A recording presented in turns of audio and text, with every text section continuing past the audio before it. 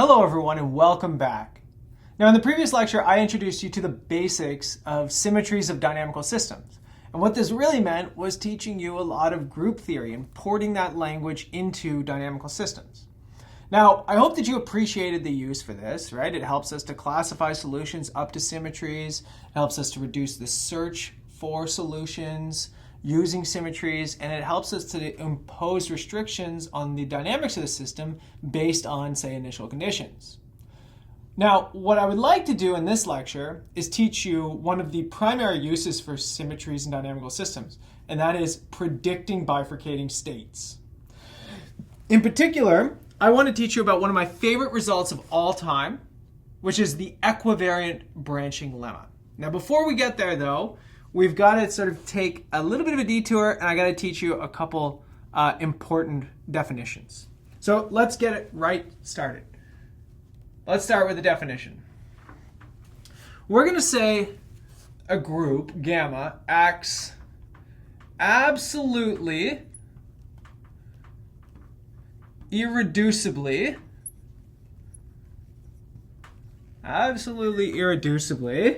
on Rn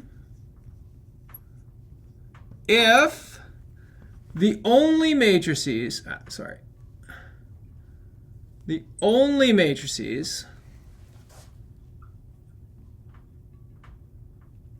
M in Rn by n, so all the n by n matrices satisfying gamma m is equal to m gamma for all gamma and gamma. So basically, all of the equivariant matrices are multiples of the identity, okay? Are multiples of the identity. Now, when I first learned about absolutely irreducibly, or gamma acting absolutely irreducibly. See, I can't even say it properly. That's how much I dislike this. It's a very, very complicated definition. It took me a very long time to try and understand it. But essentially it means that gamma can't, or the space can't be broken down into smaller components, okay? That's one way to sort of think about this thing here. It's that, you know, gamma isn't leaving parts of the space invariant.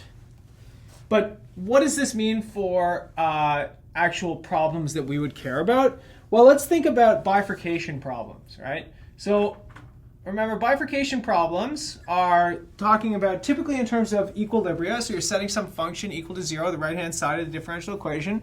You have a state x and you have a parameter mu. In this case, we're going to put x can be an Rn. We'll just take mu to be a real valued parameter here. Let's assume that this thing is gamma equivariant. Okay? Then, what does this imply? Well, first thing, that means that gamma commutes with f.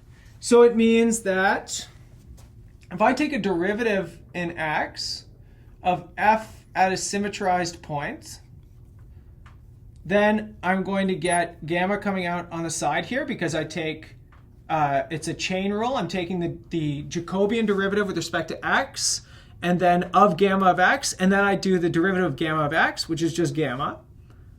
And this has to be equal to gamma times the Jacobian derivative of x of mu. Now, I know it's a little bit hard to see because this is complicated, but that's a matrix and that's a matrix.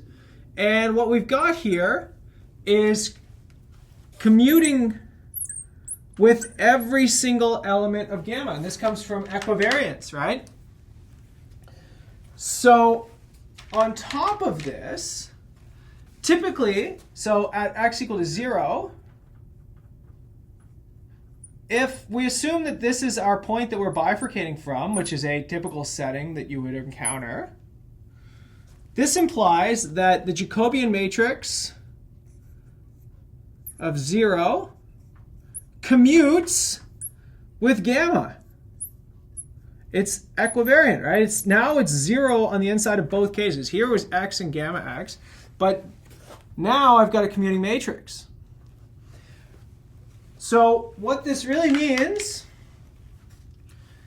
if gamma x absolutely irreducibly, this tells us that my Jacobian matrix has to be a multiple of the identity. So we typically write as a constant c. Now it's a function of mu because I still have a parameter in here times the identity. Now what's interesting about this?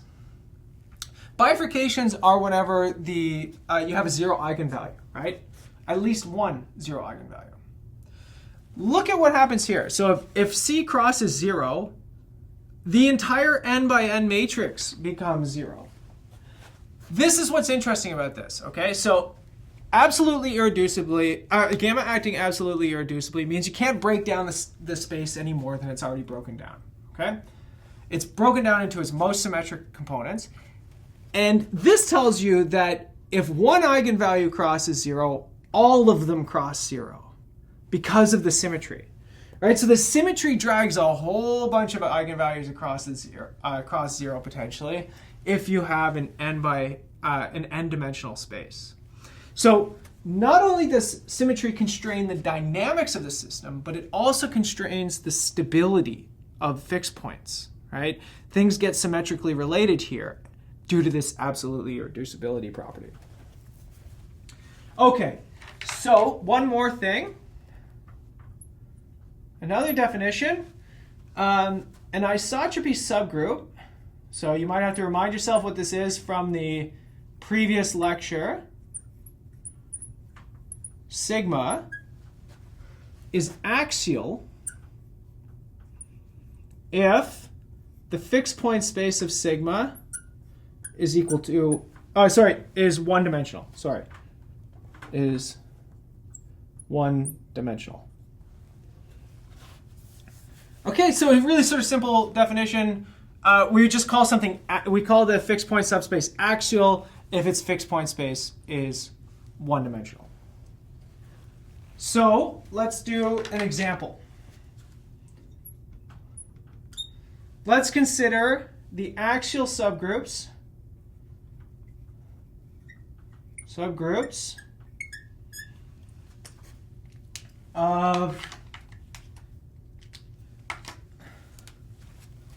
of Sn acting on, okay, here's my space. I'm going to call it, or I'm not going to call it anything. It's all of the points in Rn such that when you add them all together, you get 0. Essentially, this is an n-1 dimensional space. It's just Rn-1 if you want to think of it that way. And the axial subgroups of this thing are actually up to, or of the form, are up to conjugacy. So you might have to familiarize yourself with the conjugacy of a group. Are of the form SP cross SQ, where P plus Q is equal to N. So essentially what this is doing is permuting. It's everything where the first P components are identical and the last Q components are identical. So that means that it's going to be vectors that look like this, okay? So let's say A all the way up to A for P times, and then B all the way up to B for Q times. It's all of the vectors in this space that look like that are fixed by this symmetry. Now, why is it that I'm saying that's one-dimensional? Well, because you can't just take any A and B, because you have to set it up so that they add to 0. So whatever you pick for A, that's going to constrain B, right? That's why I use this space here instead of all of Rn. Because really this would be a two-dimensional subspace, but because I've constrained myself to a subspace, this is actually an axial subgroup now. Okay, so it's kind of a weird thing to think about, But I want to show you some slightly more complicated examples here because I want you to be sort of thinking about them, in maybe practical applications. Okay. So here's my theorem, the equivariant branching lemma. So here is the big one. Now, I know I gave it to you as a theorem, but it's actually called the equivariant branching lemma. The idea here is it's typically a lemma in mathematical papers because it's a stepping stone to get the result that you are looking for. In our case, we're leaving it as a theorem because it's its own result. So let's start with a group that is finite and a subset of the orthogonal group on Rn. So this is all your cyclic groups, your dihedral groups, your symmetric groups, all of those things we're fine with here. Basically, it just has to be a finite dimensional group. This could also be S1, the circle groups, all those things work. Let's assume this is a compact group. Technically, it should be a Lie group, but I don't want to get into that. So acting absolutely irreducibly on Rn. That's our definition. Let's let F from Rn cross R, that's state in parameter space, into Rn, be gamma equivariant. And what this implies in two pieces here is that 1, f of 0 comma mu is equal to 0 for all mu. That comes from equivariance. Try and figure that out yourself. 2, that our derivative, what we just computed right here, of this thing, is a multiple of the identity. So a lot of eigenvalues are getting pulled across, potentially, across the imaginary axis. Let's change out colors. Let's assume, and let's say with c of 0 equal to 0 and c prime of 0 not equal to 0. So crossing the imaginary axis with non-zero speed. You have to actually go across the axis. And an axial subgroup. Okay, lots of buildup, but it's basically the sort of setting that you might have expected to be in. Okay, but then the equivariant branching lemma says, then there exists a unique branch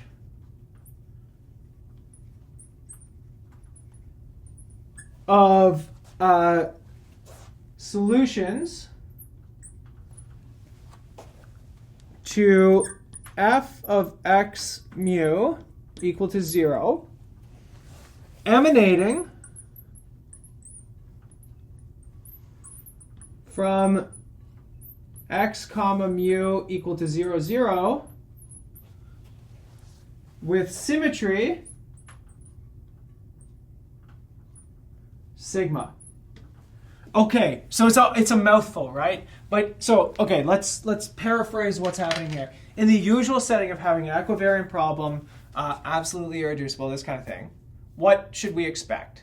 Well, we should expect that all of the axial subgroups give birth to solutions that bifurcate here that have the symmetry of that axial subgroup. That's the importance of these one-dimensional subgroups, right? These axial subgroups. So every time you can identify a one-dimensional subgroup, you can apply the equivariant branching lemma to predict a branch of solutions that come from these eigenvalues crossing 0. Let's do a lot of examples, okay? Here's my first one, and it's one that you've seen before. Let's let gamma equal to Z2, okay? So this is a two-dimensional cyclic group. Flip, flip, all right? So this is just flipping across the y-axis, for example. So I'm going to actually do with action I'm going to put it in 1D, x to minus x. Okay? So this thing is a two-element group, and then one of the axial subgroups, so for sigma just equal to the identity, like the most uninteresting group imaginable. It does nothing, right? The symmetry is non-existent. We have that the fixed point space of sigma is equal to the whole real line. Everything is fixed by the symmetry because there's no symmetry at all. Then, okay, so that means that, under all of these settings, if my gamma is Z2, the equivariant branching lemma gives me a branch of solutions that have no symmetry coming off. Does that tell me anything? I think it does, right? Because this actually is describing a pitchfork bifurcation. Because look at this. Let's look what equivariance would do. Equivariance tells me this. It tells me that f is odd, right? So I just found a really, really complicated group theoretic way of saying that you have an odd function. And essentially what this is predicting is the pitchfork, right? It's telling me that there's a branch of solutions that don't have odd symmetry coming off of the zero solution. So it could be a branch that looks like this. This thing has trivial symmetry. But we also know that if I apply a group element to this thing, I get another solution. So that would negate it, and that gives me my pitchfork. So again, this is, maybe this is slightly more complicated language than necessary to describe something that you already know. But nonetheless, this is sort of how to familiarize yourself with it. Let's look at a more complicated example. Let's do gamma is equal to the orthogonal group in 2 dimensions, okay? So this is, again, this is all of the, in this case, this is all of the matrices, so that a matrix times its transpose is equal to 1. But there's a more intuitive way of describing this, right? These are all of the linear transformations that preserve the distance of a vector or the length of a vector. That's just all rotations and all flips. That's all that this is, okay? So it's a very sort of interesting group, but it looks a little bit more complicated than it actually is whenever you get that definition in terms of matrices. And then acting on, let's do R2, which is, for our purposes, I'm just going to identify this with the complex plane because it's easier to talk about this thing in complex coordinates. So then it's generated by, as I just said, it's generated by flips and rotations. So I'm going to talk about a rotation acting on a complex number. This is just e to the I theta times z, rotating that complex number by an angle theta. There's also flips. Typically in group theory, we like to use the word kappa for a flip. One flip that we could use is complex conjugation, so flipping over the the real axis. So here's an example of an axial subgroup. Let's look at this subgroup, the subgroup of just flipping. No rotations. The only thing that this subgroup is allowed to do is flip you by complex conjugation. Okay?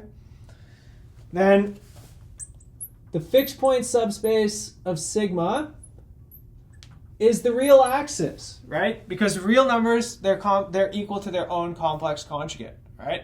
So this thing has a one-dimensional fixed point space. It's an axial subgroup.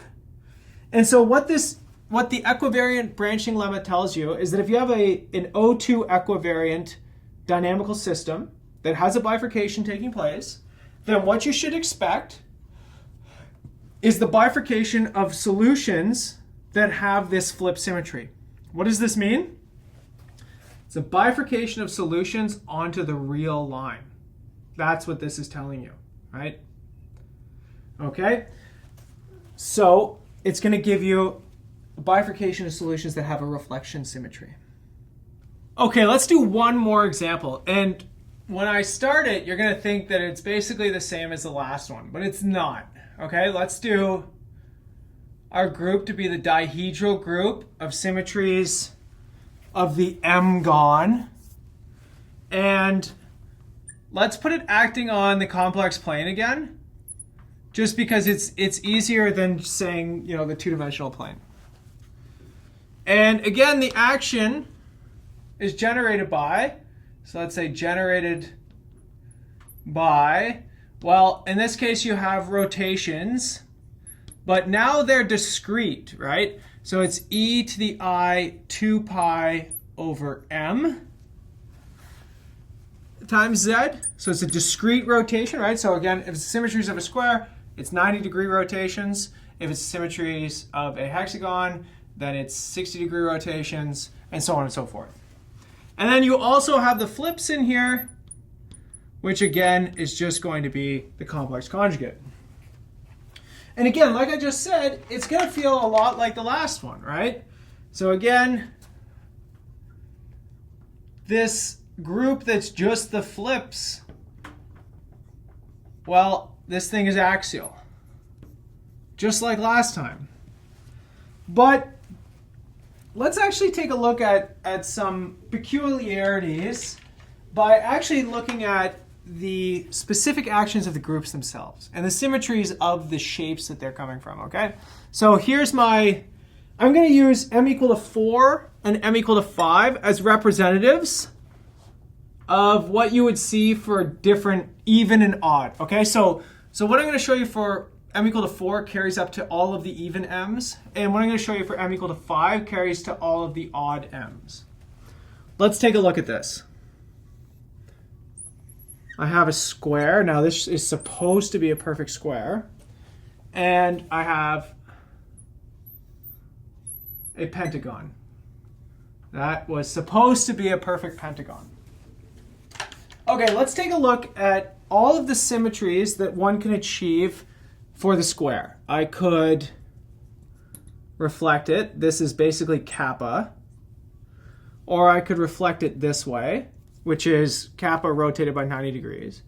Or I could reflect it in these ways. Or I can rotate it 90 degrees. That's theta. Okay. Now let's look at all of the axes of symmetry of m equal to 5. Because what I want you to notice here is that there are two axes and two other axes, and they act completely independently of each other. I can't sort of map these axes into each other, right? The ones that are straight up and straight down are different than the diagonal ones. Here, you've got this axis, this axis, this axis, this axis, and this axis, right? And everything here is going to be, sorry, I guess theta goes the other way, pardon me. You get a rotations, but now all of these axes of symmetry are mapped into each other just by rotating the shape, right? In this case, I can't map these things into each other by rotating the shape. So here's what's interesting about it.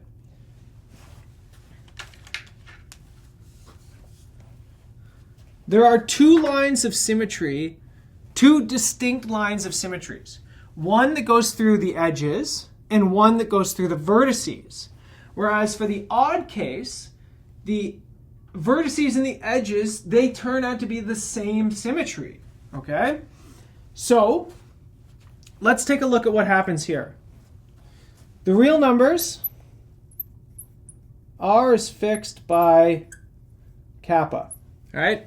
So again, the fixed point space of sigma here is the real line. We already did this for the last example. But here's the other one, okay? So I could have a point right here. Let's take this vertex right here. Here's what I would do. I could first rotate it down by theta, and then I can apply kappa to bring it right back. Now, this is not on the real line, but it is something that's mapped back into itself by a different symmetry group.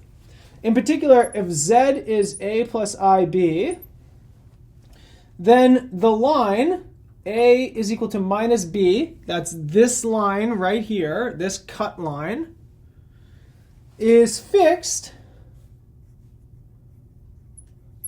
by this other weird flip, which I will call kappa times r of pi over 2. R of pi over 2 is just the single rotation.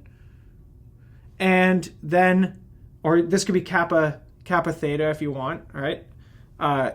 And then flipped back up to kappa. So this implies that there's another axial subgroup, and it's this subgroup. It's a different flip. It's a flip over the diagonal axis of symmetry, right? As opposed to this sort of horizontal axis of symmetry. So in fact, what the equivariant branching lemma will predict is that not just one branch of solutions will come off, but two will come off. One of those branches of solutions will be real because it'll be fixed by this axial subgroup. And one of those solutions will be along the axis A is equal to minus B, so somewhere on this line, because it'll be fixed by this subgroup. So equivariant branching lemma gives you two branches now, one for each of the axial subgroups. Here, equivariant branching lemma only gives you one branch of solutions, and that is the ones that are real because there is no other reflection symmetry in this. There's no other axial subgroups. This is where things start to get pretty crazy, right? As the groups get bigger and more complicated, or as the space gets bigger and more complicated, then there's more and more axial subgroups. The more axial subgroups there are more branches that are predicted by the equivariant branching lemma. So things get pretty hairy pretty quickly. I remember in a paper that I wrote where I was looking at these big, really complicated, huge high-dimensional systems that are interacting on a square lattice.